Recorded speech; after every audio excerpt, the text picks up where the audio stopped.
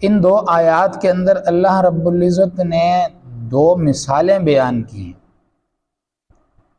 یہ اللہ تعالیٰ کی سنت ہے کہ اللہ تعالیٰ مثال بیان کر کے لوگوں کو، اپنے بندوں کو بات سمجھاتے ہیں، اس لیے کہ مثال سے بات سمجھ میں آتی۔ تو اللہ رب العزت نے ان دو آیتوں کے اندر دو مثالیں بیان کی کہ منافقین کس کس کیٹیگری کے ہیں، کس کس درجے کے ہیں۔ دو درجات یہاں پر منافقین کے بیان ہوئے ہیں۔ پہلے وہ منافق ہیں جو پکے کافر ہیں، ان کا اسلام سے کوئی لینا دینا نہیں ہے، ان کے دل کے اوپر اسلام نے یا ایمان کی کوئی رمق بھی ان کے دل کے اندر موجود نہیں ہے۔ وہ صرف اور صرف دنیاوی اغراض کی وجہ سے مسلمانوں کے ساتھ ملے ہوئے، مسلمانوں کے ساتھ مسلمانوں والا بھید بھاؤ کرتے ہیں، ان کے ساتھ چلتے ہیں، اور جب بھی کوئی مشکل آتی ہے، کوئی امتحان آتا ہے تو الٹے پاؤں مڑ جاتے ہیں۔ یہ پکے منافق ہیں۔ ان کو ان کی ڈائریکشن معلوم ہے کہ بھائی ہم نے مسلمان نہیں ہونا، ہم نے منافق ہی رہنا ہے، ان کو پتہ ہے۔ اور دوسری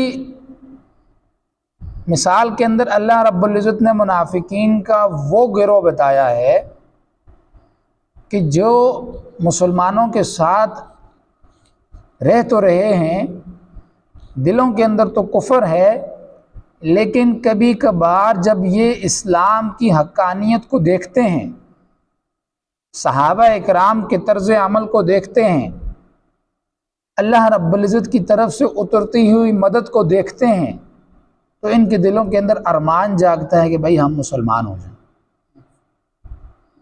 یہ سمجھتے ہیں ساری بات کو، خود کو غلط سمجھتے ہیں، مسلمانوں کو صحیح سمجھتے ہیں، اور ان کے دل کے اندر یہ خیالات بھی پیدا ہوتے ہیں کہ بھائی ہم مسلمان ہو جائیں۔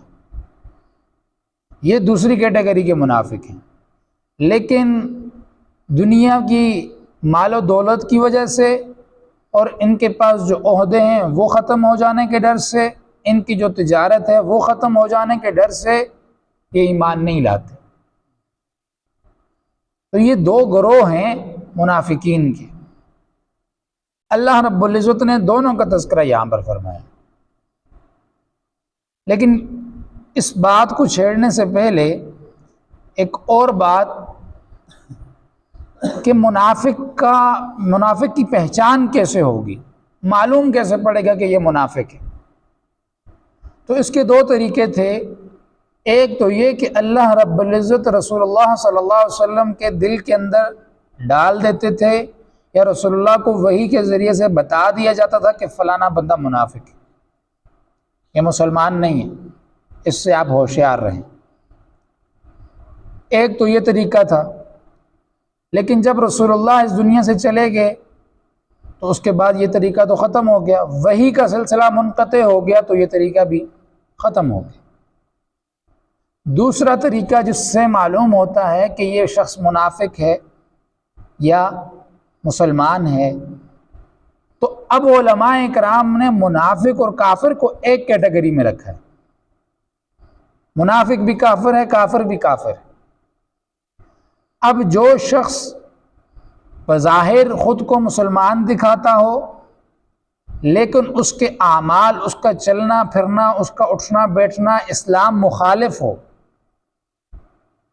اس کا بات کرنا اسلام مخالف ہو، اس کے اعمال اسلام مخالف ہوں، تو اس شخص کو منافق اور کافر قرار دیا گیا۔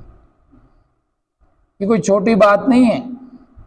اگر اس قاعدے اور قانون کو آج ہم لگائیں لوگوں کے اوپر تو اکثریت ہمارے معاشرے کی کافروں کی نکلتی۔ وہ ایسے کہ دوسری حدیث شریف میں جب منافقوں کا تذکرہ کیا گیا، منافقوں کی نشانیاں بیان کی گئی، تو وہاں پر یہ نشانیاں بیان کی گئی کہ منافق وہ ہوتا ہے کہ جب وہ وعدہ کرتا ہے تو وعدہ خلافی کرتا ہے۔